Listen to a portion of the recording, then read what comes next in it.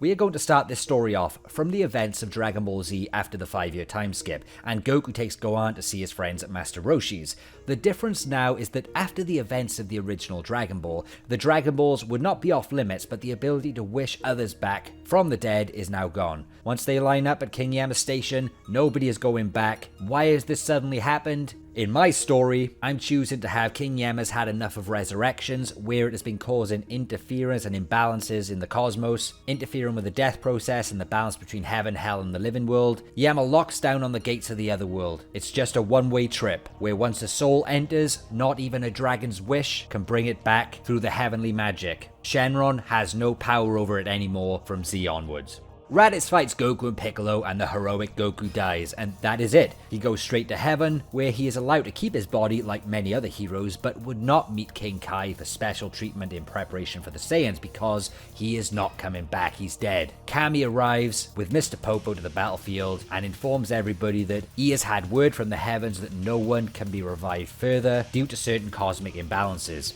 This leaves Piccolo training Gohan in preparation for the Saiyans, with even more pressure. Everyone else also undergoes training with Kami, whilst mourning over Goku's death, and that he will never be back. So instead of having the mindset that Goku will eventually return to help out, the warriors train extra hard, more focused than ever to prepare for the Saiyans. This includes Piccolo and Gohan, where Gohan would gradually become more angry over the death of his father by the Saiyans, his potential and determination growing even more, and he could be far more dangerous by the time the Saiyans arrive. If you want to go with power levels and scaling, just imagine all of them are about 50% stronger than what they were originally.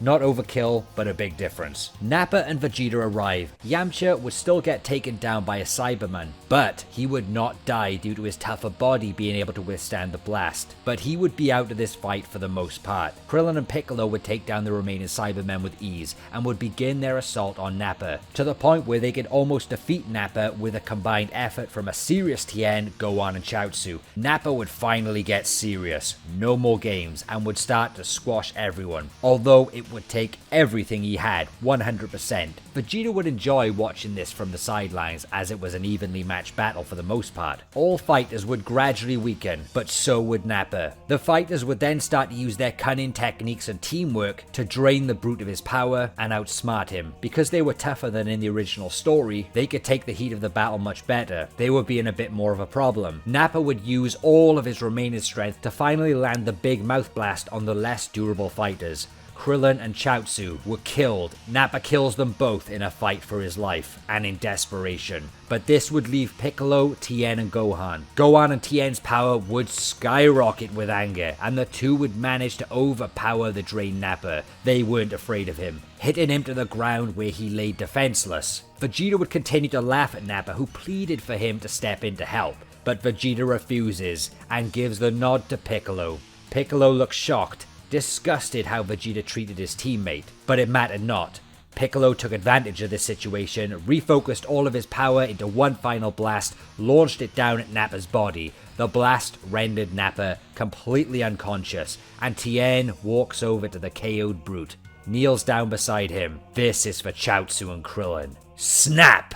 Tien breaks Nappa's neck. The role model had enough. The fighters are exhausted, and Vegeta lands down next to them. Vegeta claps, but would be inclined to find out where the Dragon Balls are on Earth from Piccolo. Vegeta had suspicion there would be others on Namek, but wanted to see if keeping Piccolo alive would help speed this up for immortality. Piccolo would not give in to the demands of telling Vegeta where the Dragon Balls were, but Gohan shouts at Piccolo, telling him to rethink this decision.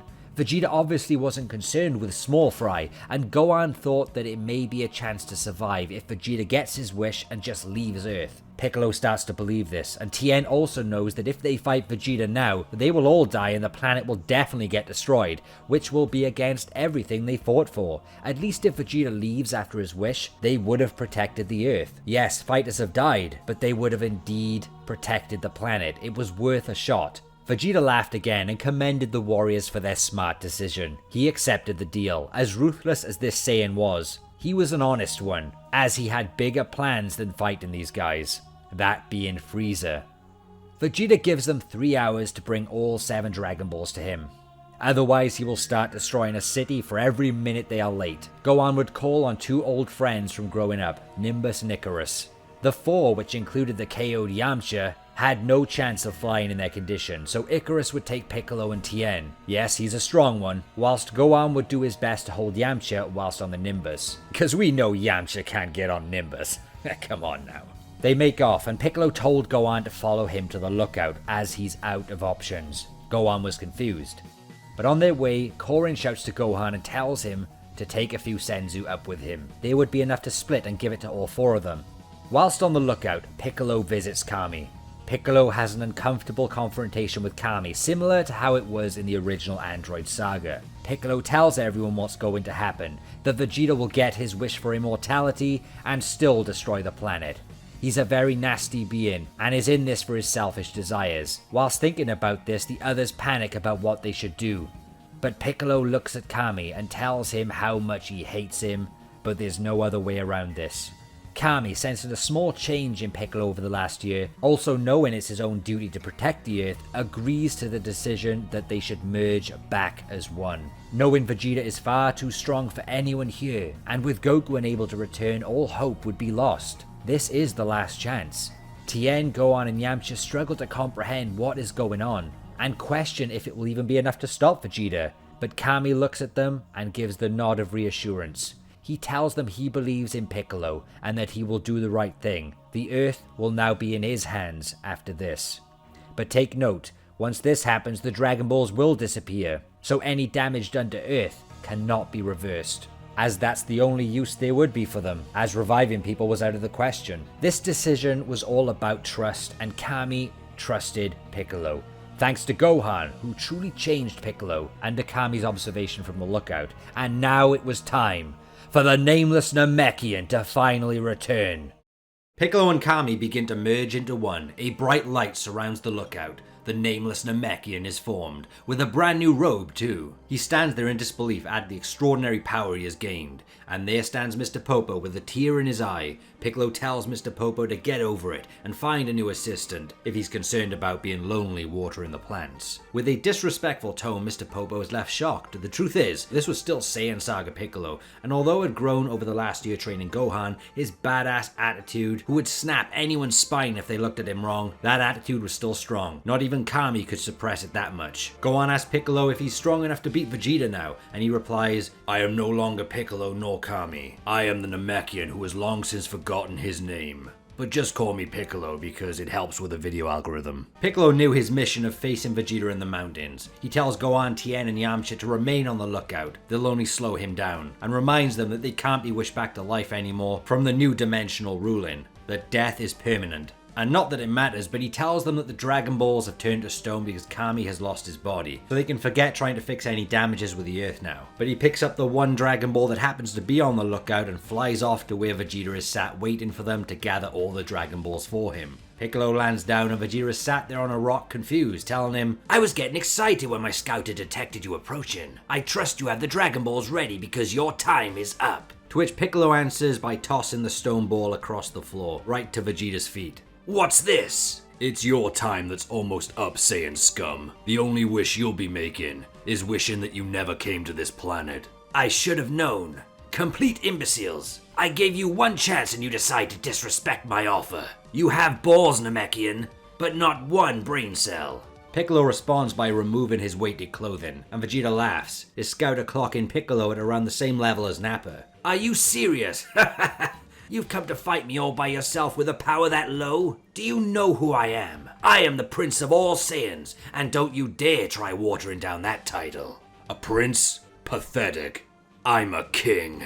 The Nameless Namekian begins to power up. Vegeta takes a step back at the awesome power that causes Vegeta's scouter to break. Piccolo hits a power of 15,000 in a heartbeat. But first, let's discuss how strong the Nameless Namekian is in my story here, because I want to help you understand the power levels in my battles. Remember, I'm only doing this roughly, but aiming to make sense of it as best as I can to explain the battle decisions in this story. Now, Piccolo's power isn't the same as it was when he fused with Kami in the Android saga. At this time, Piccolo hasn't had training with King Kai, he hasn't fused with Nail, he hasn't trained on Earth before Trunks arrived, he hasn't trained for 3 years with Super Saiyan Goku in preparation for the androids. Without all of that, the Kami fusion boost wouldn't take him to the same levels as he was in the Android saga, but for the purposes of this lore, Piccolo grows about 10 times stronger with each Namekian fusion. Everyone has different numbers, but these are just mine for the sake of this story. So just to keep this easy, guides state Piccolo is 3,500 at full power in the Saiyan saga, so his maximum power is going to be 35,000 after fusing with Kami. Quite strong for the Saiyan saga, considering this is without all those training buffs in the original story.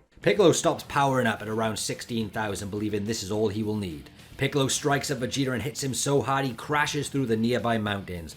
Vegeta, being extremely dazed from such a strong hit all of a sudden, manages to regain balance and uses his explosive wave to create some distance, to which he begins powering up, reaching his max power level of 18,000. Piccolo seems shocked that Vegeta could become this strong, but regains focus knowing he's still got the advantage and proceeds to power up a little bit more to meet his 18,000. They square off in mid-air combat for a glorious battle, Saiyan Prince versus the Nameless Namekian. Vegeta begins holding on for dear life using his best combat ability, and after a few minutes of a gritty back and forth, Vegeta is gradually outdone by Piccolo's rise in power to 19,000. Enough to give him an edge in raw power, but also because Piccolo is no slouch in the arts. He's got a damn martial arts tournament training background, and is more efficient and skillful in martial arts mastery and technique right now than Vegeta is at this point in his life, who right now fights more like a gritty warrior, relying on his Saiyan punching power. Knowing this slight disadvantage in battle, Vegeta gets annoyed that his super elite rank is being pushed by this Nameless Namekian. "Who the hell are you? You're not the same guy that fought Nappa." "It's a long story. Long before you were even an itch in your daddy's pants." In a rage, Vegeta jumps up and attempts to use his Gallic gun. It powers up to an insane 24,000, which is launched at Piccolo, who proceeds to power up with an explosive demon wave, easily negating the Gallic gun amp and cancelling out the blast fully. Vegeta put a lot of power into that beam, whereas Piccolo still had some reserves in his force. "That damn Namekian! How is he this powerful after just 2 hours?" Piccolo vanishes behind Vegeta and kicks him in the back. Vegeta is stun-locked, and Piccolo shouts, "Marsenko!" Dear God, Piccolo's got that deep voice. "Marsenko!"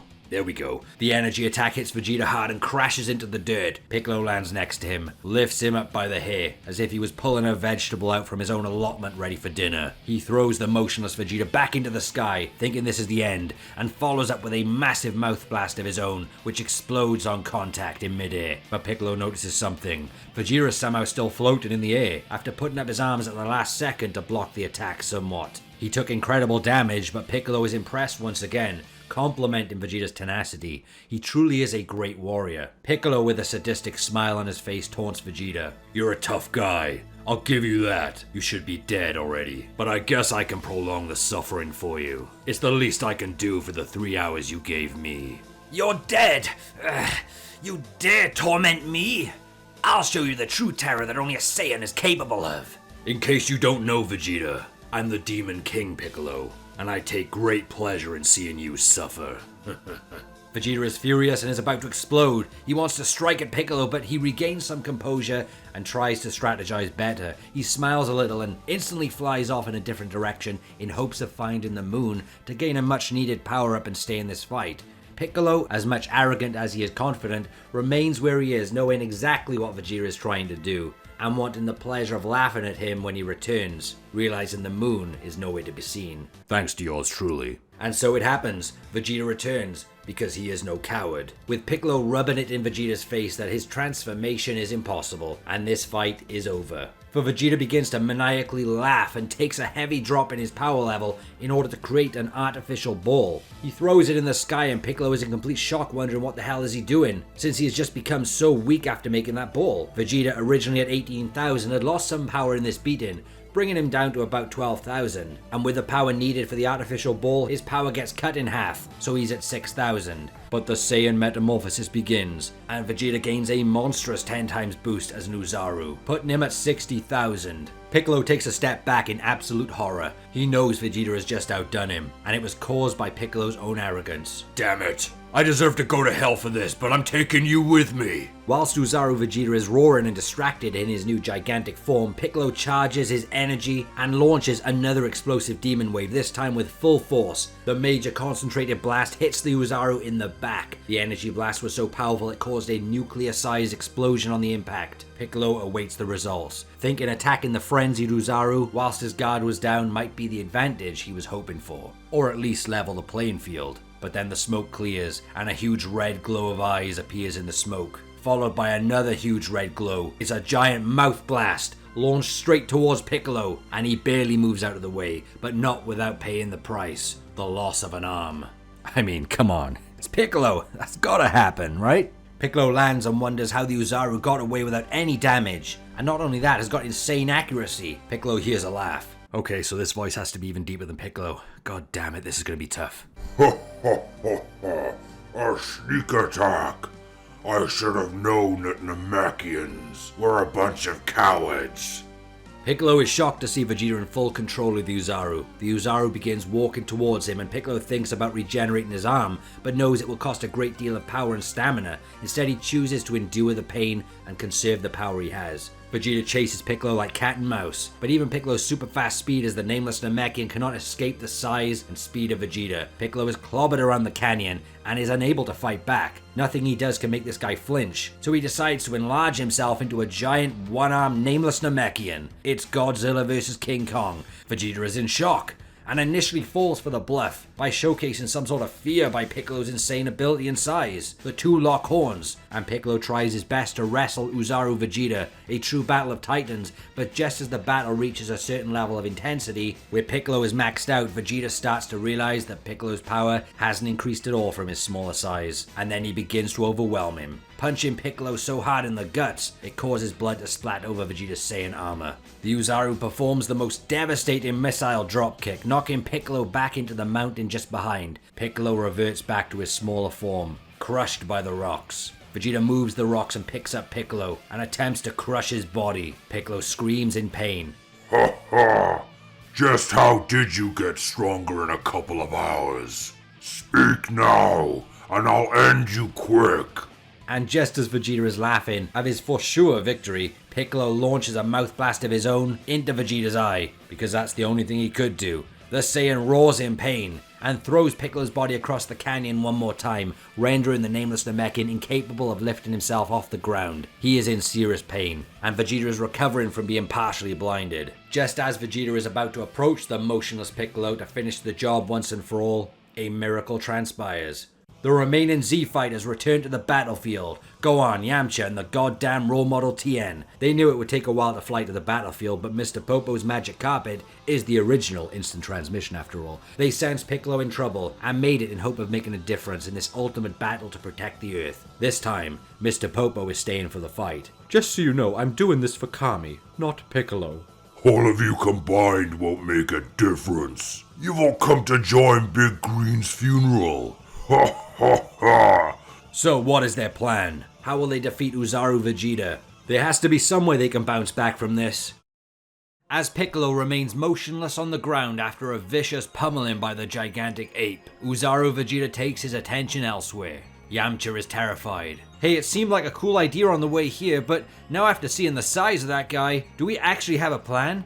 Well, we're on overtime pay, so let's make this last as long as we can. Huh? Last longer? This is going to be over in seconds. Oh wait, I see what you mean, Tien. Not bad. Yamcha shouts over to Mr. Popo and Gohan to shield their eyes, and fast.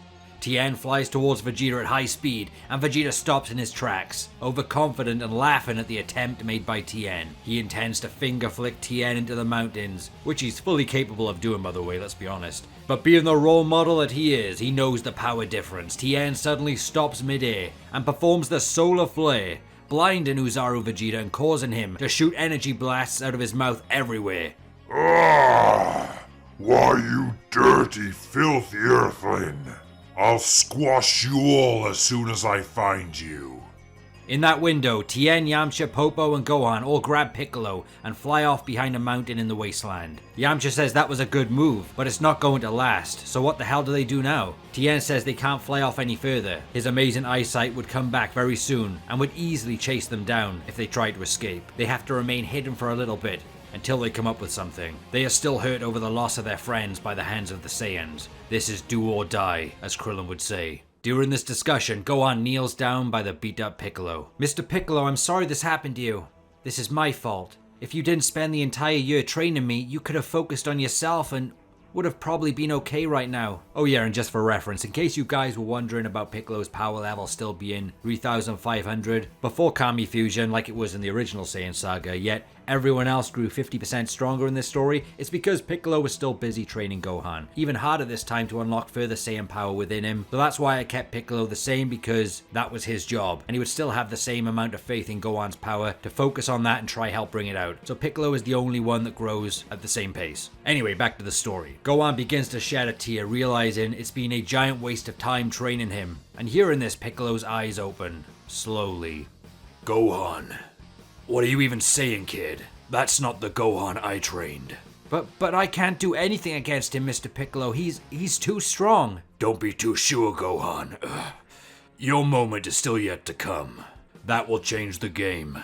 Tien shouts out, guys, he's on the move. He's looking for us. We've got to hurry up with something. Mr. Popo steps in. There is one way we can win. The tail. We remove the tail, and he will lose a considerable amount of power that we can start to push back and make a difference. Mr. Popo is very surprised that Piccolo hadn't already thought of removing the tail from Vegeta, considering the fact he and Kami were aware Piccolo destroying the moon and removing Gohan's tail during training. But Piccolo slowly sits up. Yeah, that one's on me. I was overconfident and thought I could beat that damn Saiyan with my true demonic power. But I won't make that mistake again. It's time to end it. Piccolo was extremely hurt, but he had kept his remaining power suppressed within and could pull off another big move or two. They realized the solar flare won't work again on Vegeta, and he will counter much faster this time. So someone needed to sacrifice themselves to distract Vegeta so the others can focus on chopping off the tail. The plan was set in motion, and they jump out from the mountain and split up in different directions on the ground, as they had the cover from the wasteland to move. Vegeta clicks on. Like ants being caught on my picnic blanket. Vegeta shoots blasts across the canyon, and with pure luck, everybody manages to surround Vegeta. His attention is on Yamcha. No more chances. Yamcha's eyes open with fear. Damn, hurry up, guys! Vegeta's mouth opens and a gigantic blast is launched at Yamcha. Vegeta was going for the kill, but at that very moment, Piccolo anticipated and launched his own blast to barely change the ball's trajectory. But the explosion was so powerful when the blast hit the mountain that it completely blows Yamcha away and crashes him into the mountain, seriously hurt. He may not make it. Vegeta looks at Piccolo and gives a menacing snarl. You're next, Namekian. Piccolo realizes he's only got the strength left for one more big attack, and as Vegeta turns towards him, Tien and Mr. Popo form their own Destructo Disc-like attack, because where else do you think Krillin learned the Destructo Disc, huh? Popo's training. They launch it at Vegeta, but because his hearing is incredible, he springs up high and his tail evades both discs. One cutting his leg slightly, but not a big deal. They failed. Or did they? As Vegeta is landing, Piccolo shouts over to them to direct another attack to the artificial moon directly above. Tien and Popo use their remaining power to charge a powerful blast and shoot it straight up, to which Vegeta notices and starts to laugh at their efforts. Why? Because his artificial ball was emitting more power than those two puny energy blasts, thus negating them on impact. The artificial ball received no damage, and it would take a powerful energy to sabotage its stability. To which Gohan finally takes the initiative and jumps up to a high spot, charges a Masenko to shoot straight at the moon. The look of concern immediately hits Vegeta's face, as he knows that boy has some dangerous levels of power from having Saiyan blood, and may actually be able to damage the artificial ball, so Vegeta quickly charges a Gallic gun. He knows if he fires at Gohan, his Masenko would already launch towards the artificial ball. Gohan fires the attack, and Vegeta times his Gallic gun so it interrupts Gohan's Masenko mid-air to protect the power ball. Almost, but you're all a bunch of failures. Ha ha ha ha. I'll give you a B+ for trying though. The B stands for beaten. Just then, Vegeta hears a tiny sound on the ground near him. Very fast footsteps, zigzagging in and out of the canyon, to which a person jumps up behind Vegeta, wielding the sharpest sword ever seen. It's Yajirobe. He didn't let them down. It's his turn to shine now. The timeline is about to be corrected. He takes a swing of the sword in hopes of finally cutting off the Saiyan's tail, and... oh no! Ha ha ha! Yajirobe is captured. Vegeta knew. This time around he clocked onto the movements just in time, and Yajirobe finds himself in Vegeta's giant hands.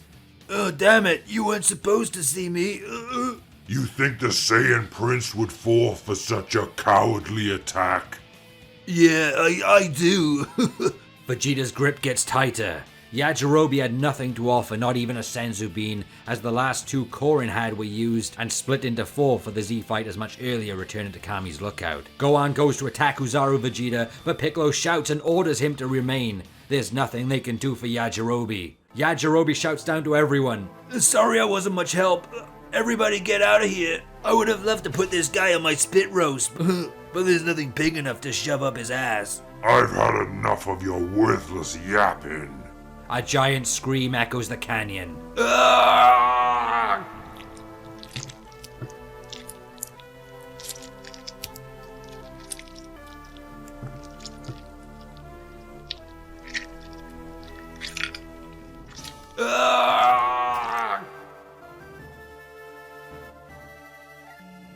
Vegeta crushes Yajirobe's body, and it explodes in his own hands, blood seeping through the gaps between Vegeta's fingers. Ha ha ha! Tastes like strawberries. Now, who's next? Ah yes, the brat.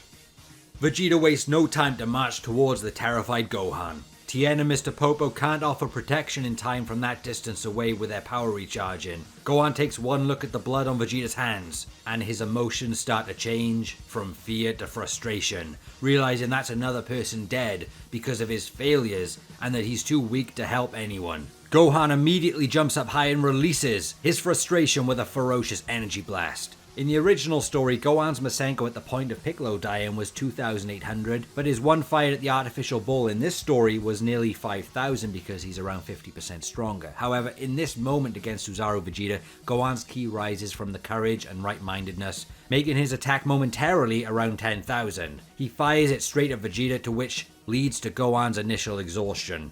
He felt like he gave everything in that hit, his remaining power barely at 1,000 now. But as the smoke clears, the silhouette of the giant ape remains. Gohan punches the floor. "Damn it, I'm sorry. I did everything I could."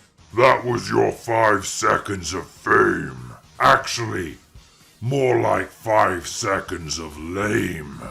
Vegeta reaches to grab Gohan to end the son of Kakarot, but suddenly, Vegeta notices something in the distance. The Nameless Namekian charging his final attack with just one arm. "Get your stinking paws off him, you damn dirty ape!" Vegeta roars. Come on, scum. Piccolo launches a beam towards the artificial moon. He's going to pierce it. No, you don't. Vegeta jumps up to fire another swift Gallic gun to cancel out the beam. He fires it and it hits directly. Vegeta grins, believing he's eliminated the last threat to his power, but then realizes the truth. The Gallic gun went straight through the beam, and the beam along with Piccolo fade away as if they were some kind of illusion, or an afterimage. Piccolo tricked Vegeta. The real Namekian is on another mountain, charging his energy a little further, smiling that his plan is coming to light. Vegeta is shocked, whilst expressing a dose of fear. He prepares to launch another Gallic gun to negate the beam from hitting the artificial ball. "This one's not for your fake moon. It's for you personally." Just need a drink of water before this. Special beam cannon! Piccolo fires the attack, whilst Vegeta quickly launches another Gallic gun to clash with it. As for power levels right now, this is where we're at. Vegeta was at 60,000 after becoming a Great Ape. After unleashing a barrage of energy blasts and firing multiple Gallic guns, his power diminishes down to around 50,000, but his Gallic gun amp right now would take his beam close to 100,000. Piccolo's max power was 35,000 passively, but after spending some of his energy and getting hurt badly, he can only manage to focus and stay at around 25,000. But for a short period of time. But with the special beam cannon amping Piccolo's power around 4 times in the fight with Raditz, this is going to make his attack at near 100,000 as well for this one. Both beams make impact. They clash for a split second, but then Piccolo's attack reveals a huge advantage. The beam is highly concentrated onto a sharper beam that pierces straight through the middle of the Gallic gun, dispersing Vegeta's energy into two different directions, blowing up separate mountains. As the beam forces its way through, like a knife cutting through a carrot cake, the special beam cannon finally penetrates the beam and it tears through the Saiyan armor, straight through Vegeta's guts and outside the back, without any resistance. Vegeta crashes down to the wasteland, laying on his back spitting out blood. He's down, the Saiyan Prince is down. Piccolo smiles. Not bad. He falls to the ground, collapsed, after using every ounce of his power left in his body that he tactically stored for that moment. With his body in critical condition from the damage, as well as his energy fully depleted, he's on his way to death unless he is healed or a miracle transpires. Popo and Tien fly over to check on Yamcha. It isn't looking good for him. Gohan flies over to Piccolo to check on him, but is it truly over for Vegeta? He's still in his ape form.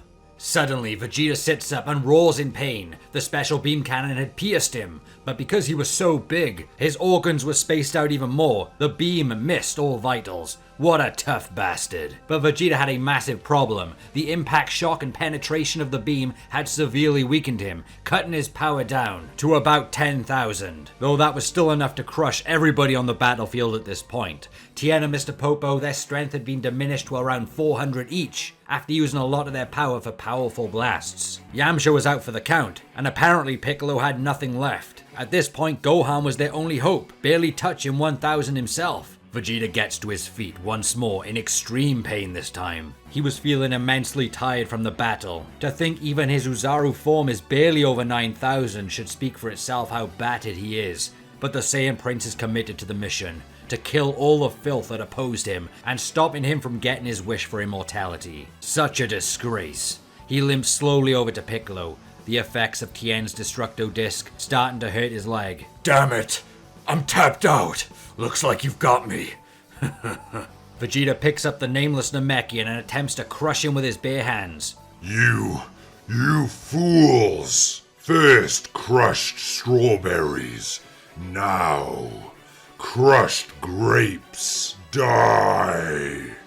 Oh no. Is this going to be another Yajirobe moment? Vegeta begins to slowly crush Piccolo's body. He lets off a painful scream into the canyon and believes this is the end for him. But suddenly, Vegeta notices a bright golden explosion in the distance. Distracted by this incredible amount of power, he spots Gohan standing in the center of it, with his hair glowing golden, flickering in and out back to black. What the hell is that? In that moment, Gohan stands up with tears in his eyes. Hearing the terrible sound of his mentor being crushed, thoughts entered his mind, being too weak to help anybody, the Saiyans killing everyone on Earth, and him for a moment briefly hating the fact that Saiyan blood runs in his own veins. Gohan's eyes closed. This is not just anger anymore. Something else is bubbling. Something in his Saiyan blood, the pain of also realizing he will never see his father again, pushes his rage to higher levels, for if he fails here, he won't see anyone ever again. The pressure tapped into further potential within him, tearing it from within his body to unleash against the Saiyan Prince, proving to Piccolo that the extra training wasn't for nothing. This was Gohan's moment, and he knew it. I won't let you hurt anyone else. Die, you monster!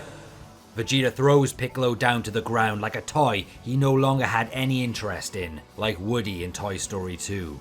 Could it be true?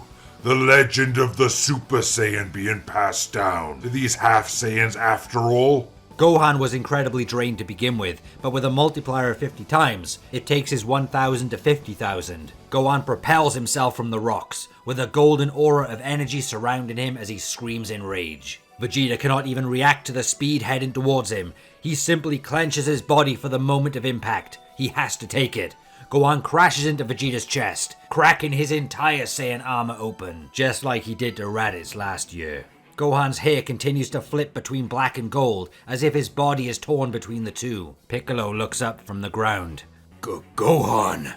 Gohan charges one last time towards Vegeta, who is suffering from the powerful knockdown. Gohan hits Vegeta's chest one more time, this time with a powerful punch, forcing the ape down deep into the wasteland floor. creating a crater with a giant golden explosion to add the cherry on the cake. And as quickly as Gohan rose to a level of a Saiyan with super strength, it disappeared just as quick. Nobody knew what the hell was going on, not even Gohan. And there he laid, completely drained out, unconscious on top of the heavily damaged Oozaru Vegeta inside the crater. But despite Gohan's incredible moment of anger, Vegeta was still alive, with his power being hit down to 7,000. Fortunately, he was momentarily stunned on the floor from the hit. But what's it going to take to defeat this Saiyan Terminator? The battle was ticking over longer than in the original story, meaning a certain Capsule Corp vehicle appears in the canyon and locates the battle. It lands in the wasteland, next to Tien and Popo. It's Bulma, Korin, Chi-Chi, and Master Roshi. We are in the end game now. Vegeta starts to stir and grabs Gohan off his chest and throws him across the ground inside the crater. How did he generate so much power? Is he a Super Saiyan? No. That legend is reserved for me. And to prove it, I will kill you right here. Outside the crater far away, Tien tells them to get out of here. The Saiyan is still alive. Mr. Popo says, "I don't suppose you have any senzu beans, Korin." But sadly, the new one still hadn't grown. Tien and Popo explain the situation to Master Roshi and Bulma, but Chi-Chi runs out into the wasteland to find Gohan. Nothing can stop her protecting her son. Master Roshi understood the situation and realizes it's still risky to try chopping off the Saiyan's tail. So he looks high up in the sky, the artificial moon. Well, it's about time I make myself useful in the Saiyan saga. Tien doesn't believe Master Roshi can destroy the artificial moon, especially since not even he could do it, and he's much stronger than Master Roshi since the last time they fought. But Master Roshi has been doing some secret training of his own, and not only that, his buff form amps his power even more.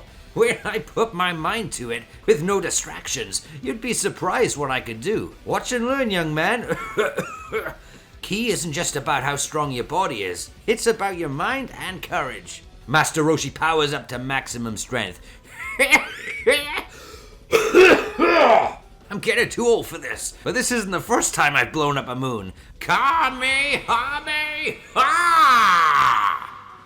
So strong at over 5,000, and it was able to shatter the artificial moon, causing Vegeta's body to start shrinking inside the crater before he could destroy Gohan.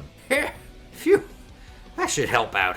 Better to hit that than risk it against the Saiyan, as he might survive it. But now I'm almost on empty. Mind over body, but only for 5 seconds.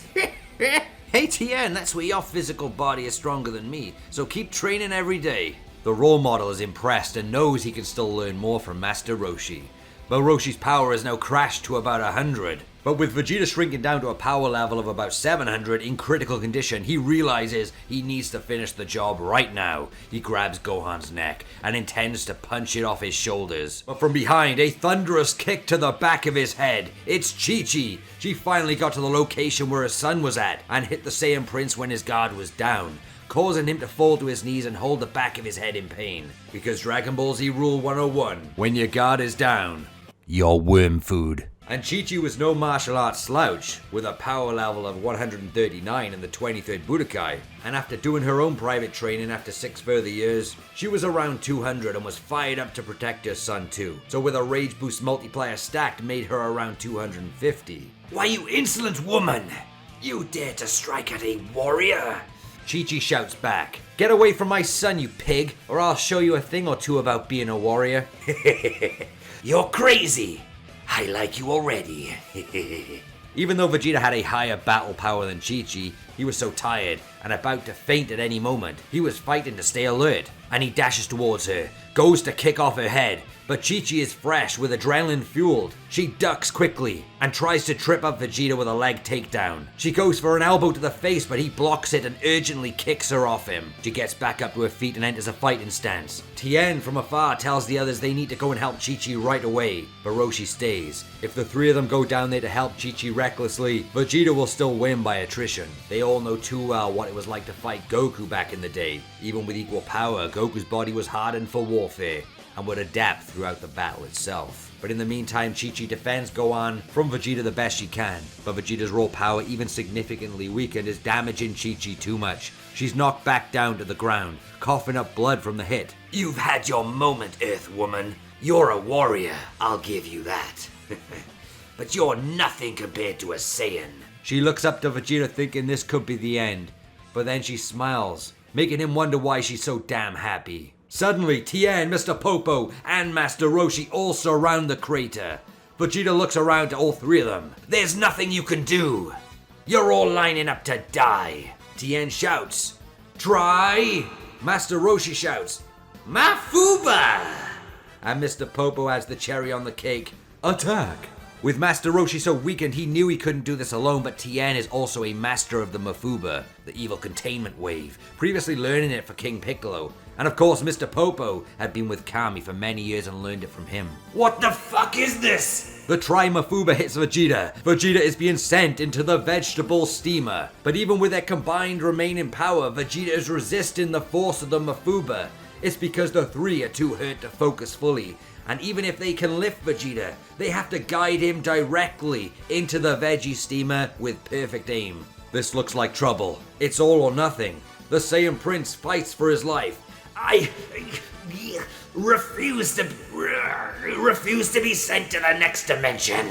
With the others falling to their knees due to the Mafuba draining their remaining life force, Vegeta believes he can overcome the worst and escape. But out of nowhere, the Nameless Namekian has rose to his feet for one last stand. With some life force remaining, he's as tough as Vegeta and won't give up until the Saiyan is defeated.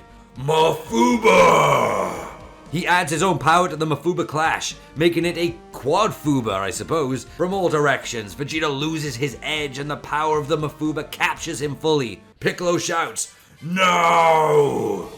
And four, in perfect synchronization, lift Vegeta's captured body and slam dunk his ass into the next dimension of the vegetable steamer. Master Mutaito would be proud. Chi-Chi runs up and grabs the seal and closes it, securing it. "We got them, Goku. This one was for you, and for everyone that fought for Earth." With Goku sacrificing himself against the first Saiyan invader Raditz and never returning, the Earth was then left in the hands of these brave warriors who put their lives on line to protect the planet. But they proved they could do it, even without Goku. However, it cost them greatly. But it's over. It's actually over. The Saiyan saga, 100% completed. Piccolo, Yamcha, Gohan just about survived and are taken to medical facilities along with Tien and Popo, who can rest up nicely before Popo has to return and water the plants. Master Roshi just needs to sit down for an hour or two with one of his limited edition magazines. But thank goodness he arrived in time. Whilst Piccolo was resting up, he remembered during the battle with Nappa much earlier, he overheard Vegeta talking about another set of Dragon Balls, potentially being located on a planet inhabited by Namekians, and that he was going to get his wish for immortality from them if anything did go wrong on Earth. However, this information was relayed from Vegeta's scouter to a different corner of the universe, where the evil tyrant Frieza had begun setting his sights on planet Namek. Piccolo did not know about Frieza, but he remembered how Raditz Scouter transmitted information to other people that could lead to further danger, and this time had a sixth sense that the information about planet Namek may put his Namekian brethren in danger too. But in his own case, after merging with Kami and realizing that he's probably from another world, he had a sudden urge to visit his Namekian brothers anyway and learn more about his past. Another reason to go to planet Namek. As the memories of Namek and even arriving on Earth had disappeared, perhaps there was something Piccolo could discover about himself that would take the story of Dragon Ball Z in a whole new direction. But until that day when Piccolo is ready, he remains on Earth, healing with the warriors he fought alongside. For if Goku can't do it, who will? The answer is Big Green and the role model Tien. Don't you dare miss the next exciting arc of Dragon Ball Z.